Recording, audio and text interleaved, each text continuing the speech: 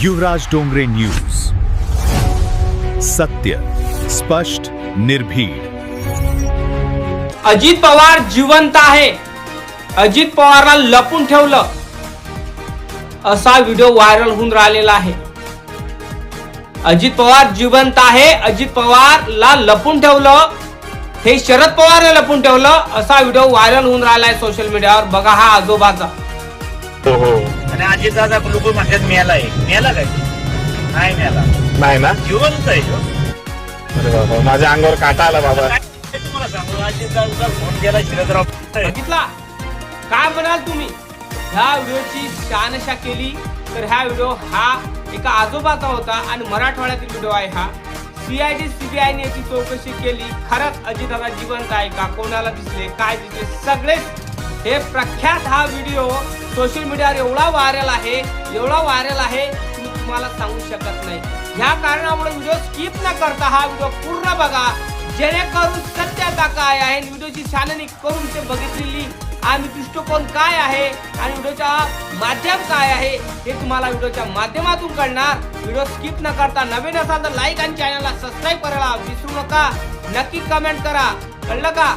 अजितदादाचा घात 28 जानेवारी 2024 ला झाला. हे जनकल्याण आणि जनतेला आणि पुरा भारताला माहित आहे. शहानिशा करायची गोष्ट नाही, पण जेणेकरून जनतेपर्यंत हे गुड रहस्य लपवणं आहे, दाखवणं आहे. हे मेन म्हणजे दाखवण्याचा दृष्टिकोन आहे. जो बारामतीमध्ये घात झाला तो अजितदादाचा झाला नाही का? मग ह्या व्हिडिओच्या माध्यमातून आपण विचार केला ह्या गोष्टीचा. जसे आजोबा म्हणून राहिले की अजितदादाचा घात झाला नाही, अजितदादा जिवंत आहे आणि शरद पवार आणि अजितदादांचं बोलणं होतात, तर हे तुम्हाला खरं वाटते का की खोटं वाटते? नक्की कमेंट करून सांगा. मग आजोबा असे म्हणून राहिले, ते आजी अशी म्हणून राहिली, ते खरं असेल का? खरंच अजितदादाला कोणी ब्लॅकमेल केलं असेल, कोणी किडनॅप केलं असेल? खरंच अजितदादाला खरंच महाराष्ट्रात अजितदादा आहे की दुसऱ्या देशात गेले? खरं अजितदादा दुसऱ्या देशात गेले असेल का?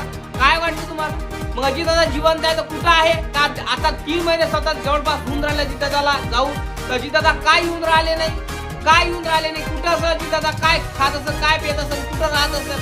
हे अद्यापही काहीही मालूम नाही. आणि आजोबा म्हणून राहिले हे खरं आहे की खोटं आहे हे पण मालूम नाही. पण जनरेशन, आजकालची जनरेशन याचाच विचार करून राहिली की अजित पवार नक्की येणार. कारण बारामतीची जनता अजूनही वाट बघून राहिली की अजित पवार कधी येणार. काय वाटतं तुम्हाला? अजितदादा खरंच येणार का? अजितदादाला कोणतरी लपून ठेवलं असेल का? हे असे आजोबा म्हणून राहिले खरं असेल का?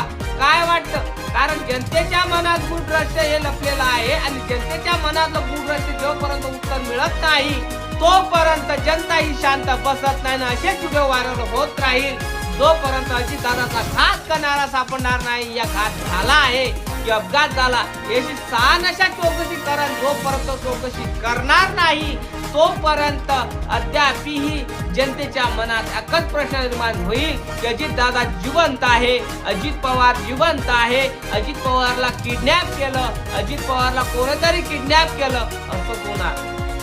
आणि अशाच पद्धतीचे व्हिडिओ व्हायरल होणार. कारण एका आजोबाने गाडीमध्ये ऑन कॅमेरा समोर बोलले आणि म्हटलं की अजित पवार साहेब जिवंत आहे. अजित पवार साहेबांनी आपल्या बायकोला, आपल्या पतीला खुर्ची देण्यासाठी हा प्लॅन रचला आहे. शरद पवार यांचा फोन येतो. हे नेमकं काय सांगायचं आहे आजोबाला? आणि खरं असेल का आजोबाचं म्हणणं? आजोबाचं म्हणणं खरं असेल तर अजित पवार गेले कुठं? मग जो बारामतीमध्ये जो घात झाला तो अजित पवारचा होय का? मग अजित पवारचा होय तर मग कोण आहे ते अजितदादांचा घात करणारा? नसेल तर मग अजितदादाचा घात ते 5 जणांमधले 5 जणांचं प्रेत कोणाचं असेल? काय असेल? 6वा व्यक्ती अजित पवार होय का उडी मारणार आहे? हे प्रश्न अजूनही मनामध्ये शंका निर्माण करणार. या गोष्टींना अशा व्हिडिओच्या माध्यमातून आपण कधीही विश्वास ठेवू नये, जेणेकरून जनतेला एक वेदना आणि त्रासदायक घटना निर्माण होणार. ही घटना अशी तशी नाही, अजितदादांच्या एका भवितव्याची नाही, ही एका राजकारणातली नाही, ही एका माणुसकीचा काळीमा फासणारी एक घटना आहे. कारण अजितदादा जनतेसाठी एक काय होते, एक मित्र होते, एक सखा होते, एक माय होती, एक बाप होती. ह्या कारणामुळे अजितदादांचं कार्य जनतेच्या काळजामध्ये रुजलेलं आहे आणि हे काळजामध्ये रुजलेले आहेत आणि एक स्मॉल कोम तिथून निघालेला आहे, एक झाड कोसळलेलं आहे. झाडाचं जे फळ आहे ते आपण आता चाखत आहे, पण ते अजितदादांनी ते कार्य केलेले आहे, जे रुजलेले कार्य आहे, ते कार्य अद्याप खतम होणार नाही. कारण सुमित्रा पवार यांचं पण स्वप्न आहे की मला मुख्यमंत्री बनायचं आहे आणि त्यांचे स्वप्न आम्ही लवकरात लवकर पूर्ण करू आणि सुमित्रा पवार महाराष्ट्राच्या नवीन मुख्यमंत्री महिला म्हणून घोषित होणार.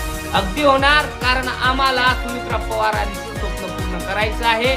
सुमित्रा पवार यांना आम्हाला मुख्यमंत्री महाराष्ट्राच्या बघायचं आहे. एक महिला मुख्यमंत्री झाली पाहिजे हे आम्हाला बघायचं आहे. बारामतीतल्या जनतेला बघायचे आहे, महाराष्ट्रातल्या जनतेला बघायचे आहे. काय वाटतं तुम्हाला? खरंच हा व्हिडिओ खोटा आहे की खरा आहे? खरंच अजितदादा जिवंत आहे? अजितदादाचा घात कोण केला, काय केला, हे सगळं तुम्हाला सांगायचं आहे. नक्की कमेंट करून सांगा. लाईक करा, चॅनलला सबस्क्राईब करायला विसरू नका.